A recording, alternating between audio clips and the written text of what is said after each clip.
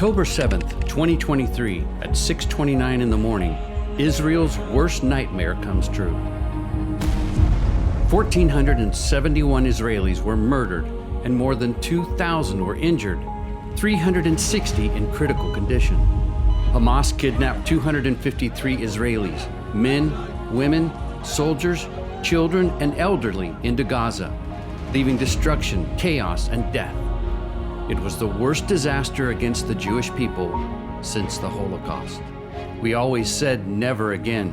Never again is now. Israel declared war against the Hamas terrorists.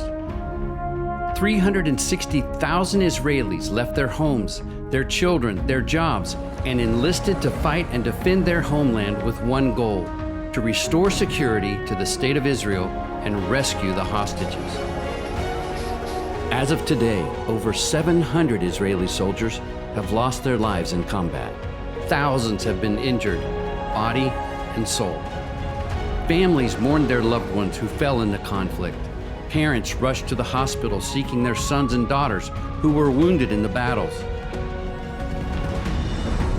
On October 7, we received in 24 hours more than 300 patients.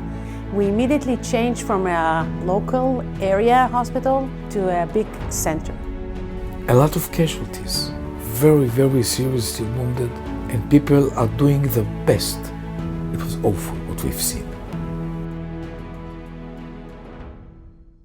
The brutality of this massacre can barely be imagined in the context of Western civilization, and especially when you take into account what was perpetrated by Hamas soldiers on an unarmed civilian population. One Israeli citizen described the situation in the country as a national trauma.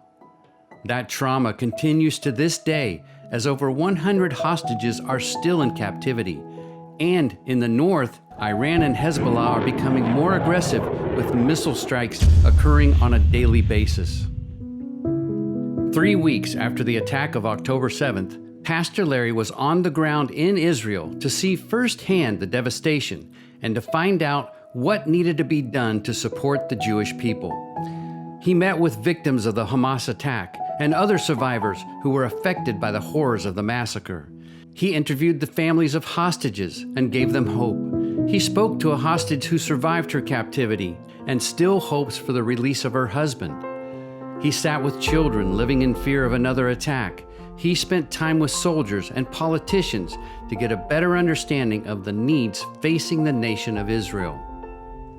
As a result of his actions and the generosity of New Beginnings Church and partners of Larry Huch Ministries around the world, we have joined hands with Keren Hayesod to supply new mobile ICU units to Magan David Adom and special military ambulances to the Israeli Defense Forces. Your generous giving has placed mobile bomb shelters in strategic locations, which have saved hundreds of lives over the last year. You've made a difference in the lives of soldiers by giving them hot meals and a place to rest throughout the conflict. With your help, we've provided counseling for victims of terror, and children's camps were organized for kids suffering from PTSD. Your generous support has supplied thousands of meals for Holocaust survivors and other elderly displaced by the rocket attacks.